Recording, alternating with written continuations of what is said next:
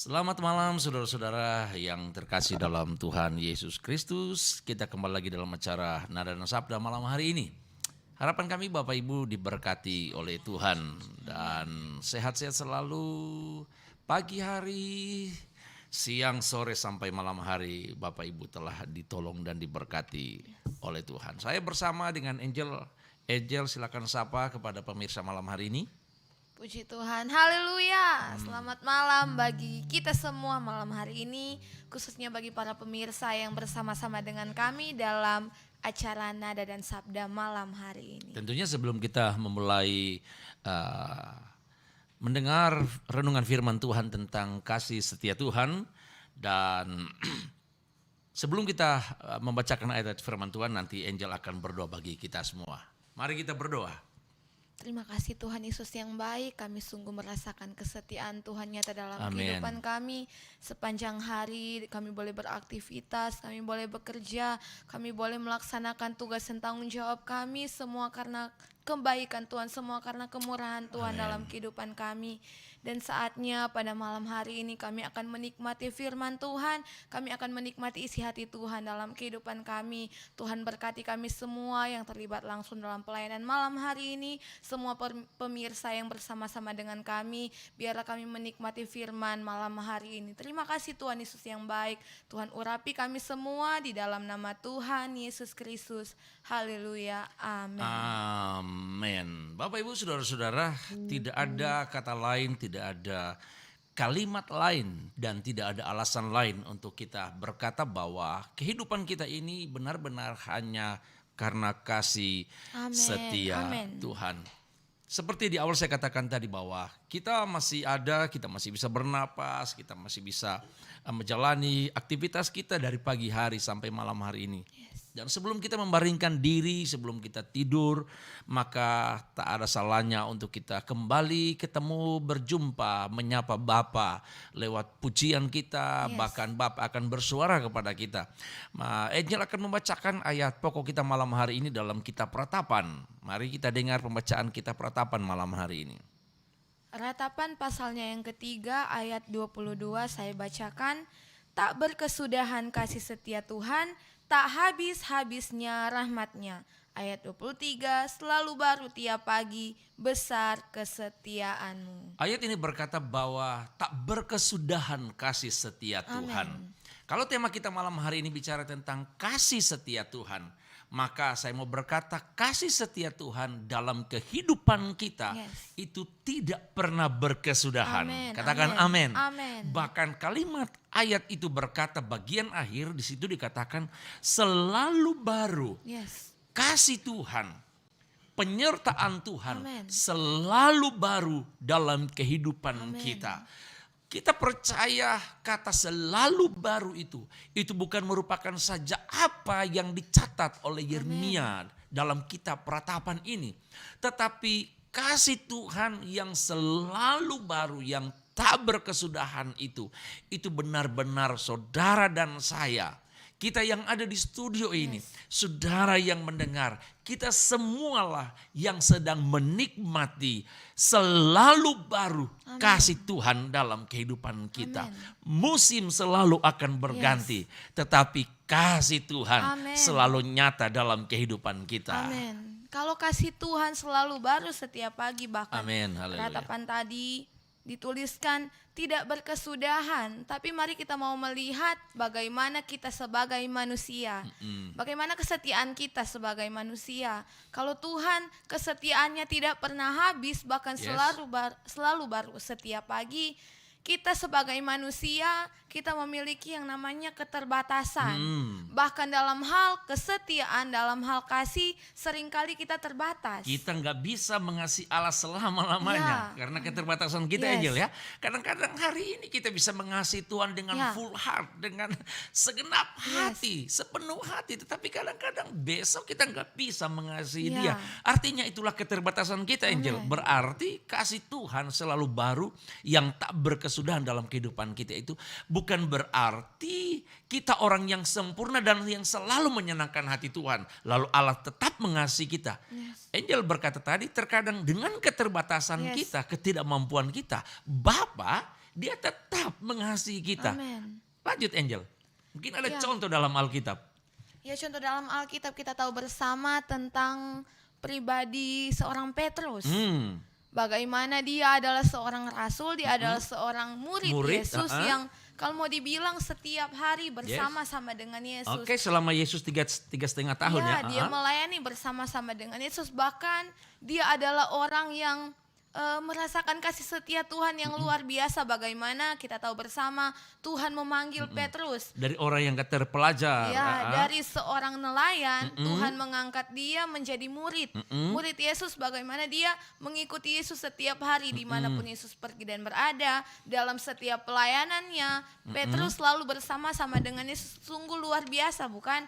Kasih setia yang Tuhan nyatakan dalam kehidupan Petrus. Tapi toh dia sudah setiap hari bersama-sama dengan Yesus, sudah mendengar perkataan Yesus, sudah mendengar firman yang diucapkan dari Yesus sendiri. Tapi namanya Petrus adalah seorang manusia dalam keterbatasan. Dalam Alkitab mencatat tidak sedikit Petrus jatuh, tidak sedikit Petrus meninggalkan kesetiaannya walaupun dia setiap hari bersama-sama dengan Yesus, walaupun dia mengatakan dia mengasihi Yesus, walaupun dia memberikan hidupnya, seluruh hidupnya untuk melayani Yesus, tapi toh Petrus masih bisa jatuh, bisa meninggalkan kesetiaannya. Berapa kali Alkitab mencatat. Angel, kalau kita melihat artinya puncak daripada kehidupan Petrus, ya kan, dibalik daripada kelalaian dia dalam dia mengiring Tuhan, bahkan dia bersama dengan Yesus. Kita tahu bagaimana Petrus orang yang begitu luar biasa. Sebelum peristiwa loteng Yerusalem, artinya Petrus sekali khotbah 3.000 bertobat. Tetapi kita melihat bagaimana Tuhan menyatakan mujizat luar biasa kepada Petrus.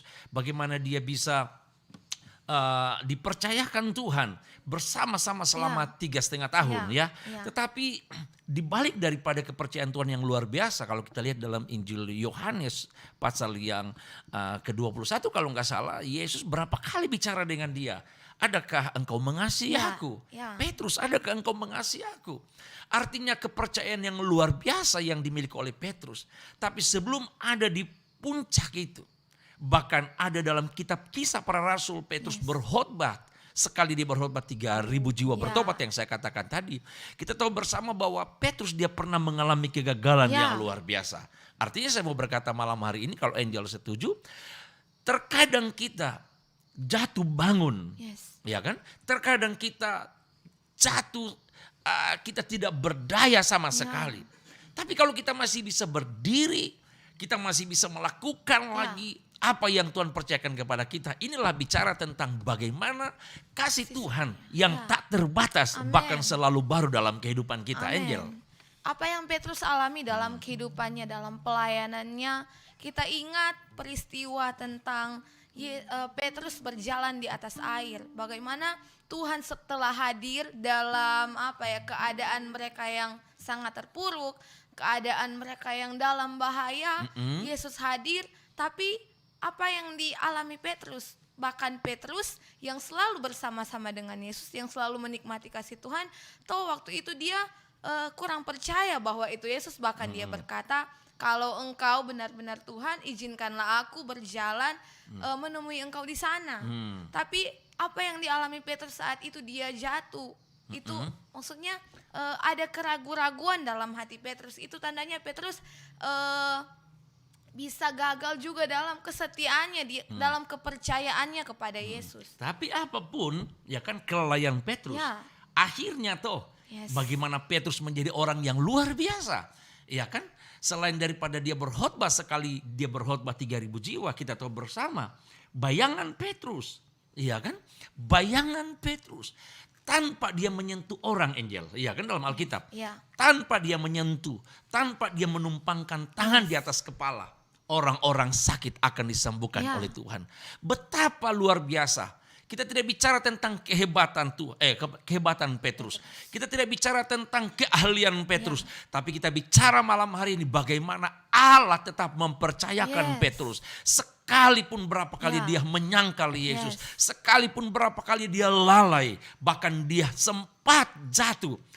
Tetapi saya mau berkata kepada saudara, Petrus dia dipercayakan kembali oleh Tuhan. Amen. Karena apa? Ini semata-mata bukan karena hebat Petrus, tapi karena kasih Tuhan yang tak berkesudahan bagi orang yang mau menerima kembali kesempatan untuk bisa percaya kepada dia. Ada satu pujian Angel, kasih setiamu yang kurasakan.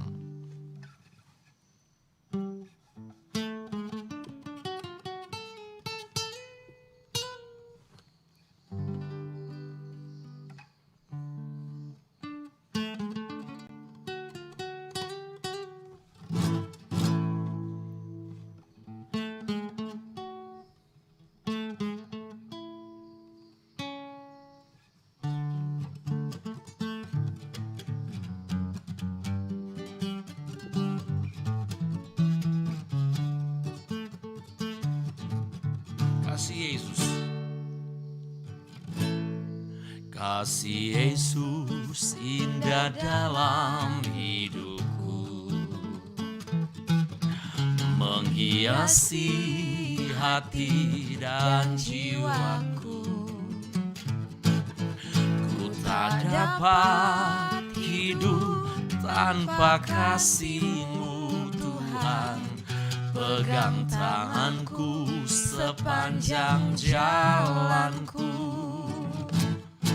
Kasih Yesus indah dalam hidupku, menghiasi hati dan jiwaku. Ku tak dapat hidup tanpa kasih-Mu Tuhan. Pegang tanganku sepanjang jalanku. Kasih Yesus mengalir dalamku, seperti sungai yang tak pernah kering. Kasih Yesus membebat hatiku. Dalam kasih-Mu ku merasa teduh. Kasih Yesus mengalir dalamku, seperti sungai yang tak pernah kering. Kasih Yesus membebat hatiku. Dalam kasih-Mu ku merasa teduh. Angel, haleluya. Ya, pujian tadi berkata kasih Yesus mengalir dan terus mengalir dalam kehidupan kita. Walaupun seringkali kita meninggalkan kasih dan setia kita kepada Tuhan seperti yang dialami Petrus. Bagaimana Petrus sampai pada puncaknya dia bahkan menjadi seorang yang menyangkal Yesus. Walaupun dia sudah mengikuti Yesus dalam pelayanannya selama 3,5 tahun, dia melihat hal-hal besar, dia melihat mujizat-mujizat yang dilakukan Yesus. Tapi ketika dia melihat Yesus dalam keadaannya sebagai manusia, dia dihina, dia dicaci maki, dia bahkan akan mengalami yang namanya kematian. Di situ iman Petrus hampir-hampir gugur. Dia menyangkal Yesus, dia mengatakan bahwa aku tidak mengenal dia. Dia mundur, dia meninggalkan kesetiaan yang telah dia bangun kepada Yesus selama 3,5 tahun, setia dalam mengiring Yesus, melayani Yesus. Tapi kita mau melihat bagaimana kasih setia Tuhan yang telah dinyatakan Petrus sejak awal Petrus dipilih untuk menjadi salah seorang dari ke-12 murid Yesus. Kasih setia Tuhan itu tidak pernah meninggalkan Petrus. Bagaimana ketika ayam berkokok, Yesus menengok Petrus dan di situ Petrus sadar.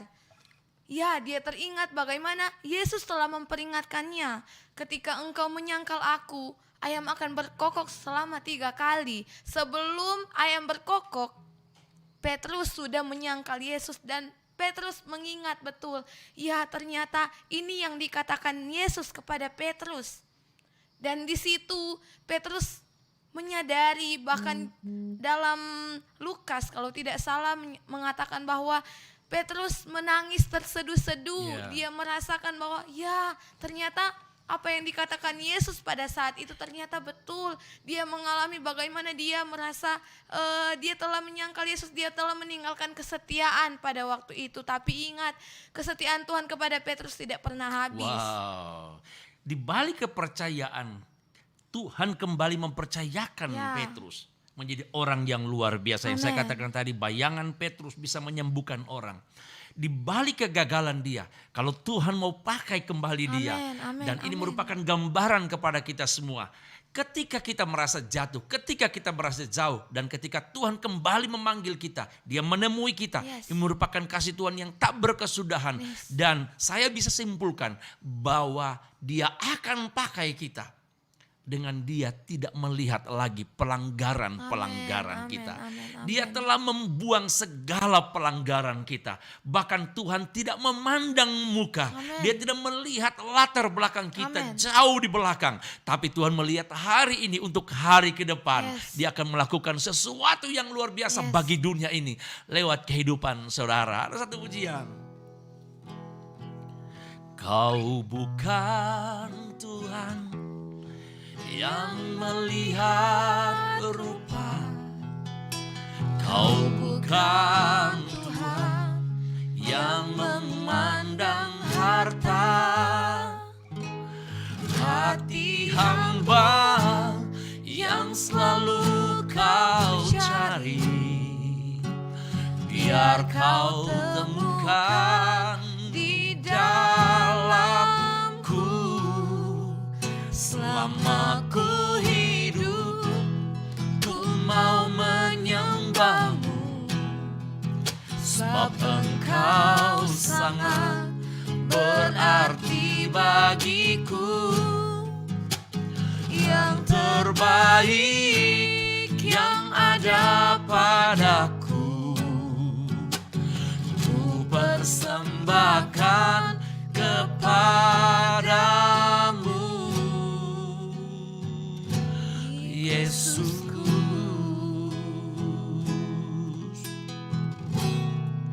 Kau bukan Tuhan yang melihat rupa, kau bukan Tuhan yang memandang harta.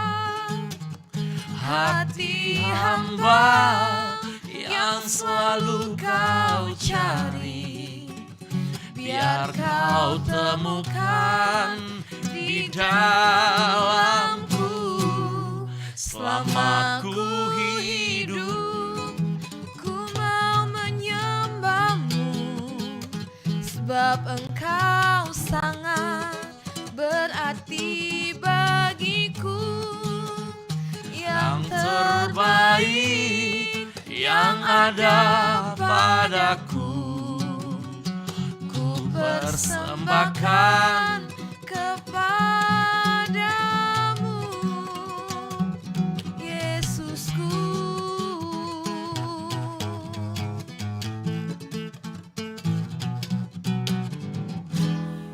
Haleluya. Dia tak memandang muka. Amen. Dia tak melihat latar belakang kita. Amen. Dia enggak memperhitungkan pelanggaran dan dosa-dosa kita di masa yang lalu. Sebagaimana Petrus mendapatkan kesempatan yang kesekian kali untuk melakukan pekerjaan Tuhan di muka bumi ini. Saudara dan saya, kita orang-orang yang sama menikmati kasih setia Tuhan yang selalu baru setiap hari dalam kehidupan kita. Kepercayaan yang sama, kepercayaan yang besar yang sama, yang Allah akan persiapkan kepada kita malam hari ini. Dan sampai kepada hari-hari, minggu depan, bulan depan, bahkan sampai tahun depan. Ketika kita tetap menghargai kasih setia Tuhan dalam kehidupan kita, saya percaya ada sesuatu yang luar biasa yang kau akan lakukan dalam kehidupanmu sehari-hari. Entah dalam pekerjaanmu, dalam pelayananmu. Ingat, kasih Tuhan tak berkesudahan dalam kehidupan kita. Angel. Kasih setia Tuhan selalu ada untuk kita. Yes. Tapi kita belajar dari Petrus, kasih setia Tuhan akan berlaku dalam kehidupan kita kalau kita meresponi kasih setia Tuhan itu. Bagaimana ketika Yesus bangkit dan ketika terjadi perjumpaan antara Yesus dengan Petrus, Di situ Yesus kembali akan memakai Petrus. Dalam kejatuhannya dia telah jatuh, dia telah menyangkal Yesus, tapi kasih setia Tuhan tidak pernah beranjak dari Petrus. Bagaimana Tuhan mau mencari dia kembali, Tuhan mau memakai dia. Bahkan kita tahu bersama ketika Petrus kembali, Petrus meresponi kasih setia Tuhan. Kita tahu bersama bagaimana Petrus dipakai Tuhan dalam pelayanan dengan luar biasa. Seperti tadi Om Sam telah katakan bahwa sekali Petrus berkhotbah, 3.000 jiwa dimenangkan untuk Tuhan. Tapi diawali dengan Petrus merespon bagaimana kasih setia Tuhan yang kembali Tuhan berikan kepada Petrus, kesempatan kedua yang telah Tuhan berikan kepada Petrus. Ketika Petrus berjumpa dengan Yesus di pantai, ketika dia kalau mau dibilang dia kembali pada rutinitasnya kembali, yang lalu-lalu dia telah lakukan, tapi ketika Yesus mengatakan bahwa Petrus, apakah engkau mengasihi aku? Itu adalah tanda bagaimana kasih setia Tuhan kembali diberikan kepada Petrus. Dan kita melihat bahwa bagaimana Petrus merespon itu dengan baik. Dia menyadari bahwa dia telah bersalah, dia menyadari bahwa ternyata saya telah meninggalkan kesetiaan saya yang dulu saya telah bangun kepada Tuhan. Dan Petrus meresponi itu, dan kita melihat bahwa bagaimana kesempatan besar yang telah Tuhan berikan kepada Petrus, apa yang telah dikatakan Yesus kepada Petrus, yaitu gembalakanlah domba-dombaku. Dia diberikan kepercayaan besar oleh Yesus, bagaimana dia diberikan kepercayaan untuk mengembalakan domba-dombanya Tuhan. Amin. Kasih setia Tuhan itu gambaran juga dia sebagai gembala yang akan memelihara kita. Bukan saja dia mempercayakan sesuatu pekerjaan yang akan kita lakukan, pekerjaan yang luar biasa, tapi dia akan memelihara kita. Dalam kitab Mazmur pasal yang ke-23, bagaimana kasih Tuhan dia menjamin dalam kehidupan kita. Dia akan mengenyangkan kita, itu pengakuan Daud. Dia akan melindungi kita. Tuhan adalah gembala kita yang baik. Haleluya.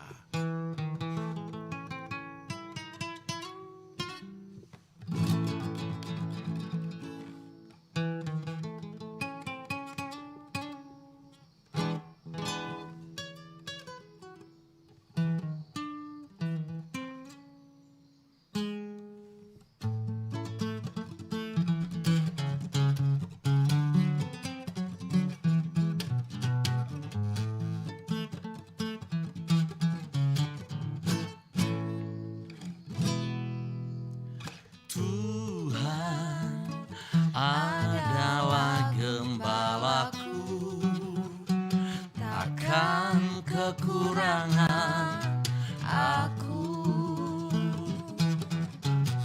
Dia membaringkan aku di padang yang berumput hijau.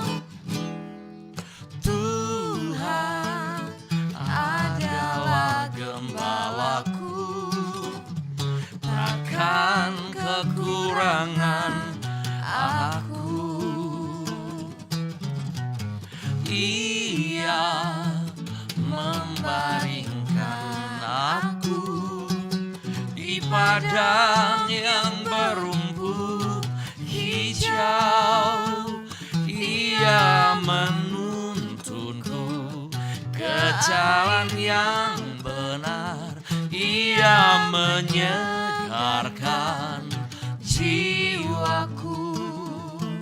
Ia menuntunku ke jalan yang benar. Oleh karena namanya, sekalipun aku berjalan dalam lembah kekelaman, Ia memimpinku ke air yang tenang. Ia menyegarkan jiwaku. Ia menuntunku ke jalan yang benar. Oleh karena namanya. Sekalipun aku berjalan dalam lembah kegelapan,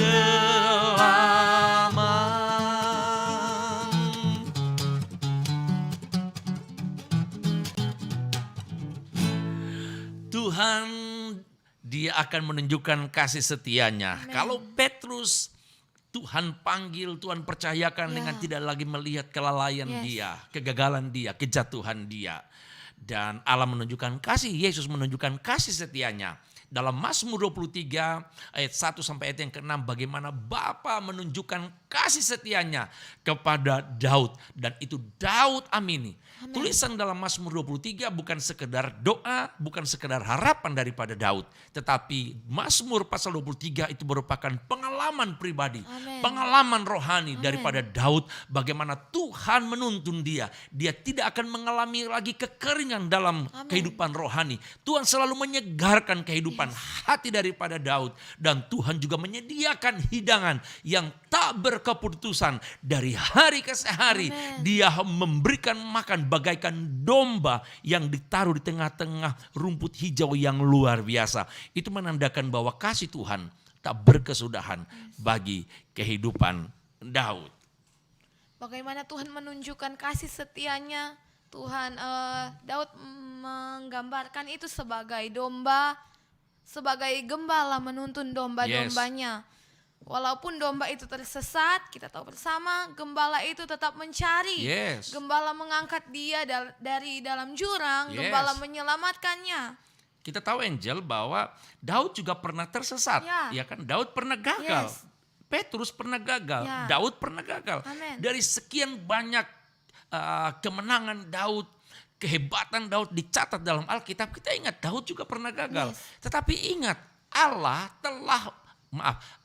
tetap mencari apapun kegagalan kita manusia, apapun kejatuhan kita manusia. Sekali Allah akan mencari orang-orang yang gagal, orang-orang yang jatuh, dia terus akan mencari orang-orang yang jatuh. Ingat, kita simpulkan, Petrus, Daud, orang yang dicari Tuhan sekalipun mereka pernah gagal. Dan kita juga malam hari ini, Tuhan akan mencari. Tuhan akan mencari, Tuhan akan mencari. Kita orang-orang yang merasa gagal, kita orang-orang yang merasa jatuh, Tuhan akan mencari. Dengan tangannya dia akan mengangkat kita. Dengan kasihnya dia akan membalut luka-luka kita malam hari ini. Angel, kalimat terakhir bagi pemirsa malam hari ini. Tetap hargai kasih setia Tuhan dalam kehidupan kita. Karena Tuhan tidak peduli seberapa jatuhnya kita, seberapa dalam kita jatuh, seberapa gagal kita saat ini. Tuhan tetap menghargai kita, Tuhan tetap mencari kita, Tuhan tetap menunjukkan kasih setianya dalam kehidupan kita. Mari bangkit kembali, karena Tuhan akan mengangkat engkau, memberikan kepadamu kepercayaan yang besar. Tuhan akan menjadikan engkau sebagai alatnya. Tuhan akan memberkati setiap orang di sekelilingmu. Kita semua akan menikmati kasih setia Tuhan. Haleluya. Harapan kami Bapak Ibu diberkati oleh Tuhan lewat renungan firman Allah pada malam hari ini. Dan kita percaya kekuatan baru, semangat baru, sukacita baru, berkat baru akan kita raih di hari-hari yang akan datang. Saya Samuel Pangalo dan bersama Angel malam hari ini, kami sampaikan terima kasih atas kebersamaan kita. Dan biarlah Tuhan selalu menyertai kehidupan kita. Bersama dengan kru malam hari ini, kami ucapkan sampai jumpa pada besok malam dalam acara Nada dan Sabda. Tuhan Yesus memberkati kita semua.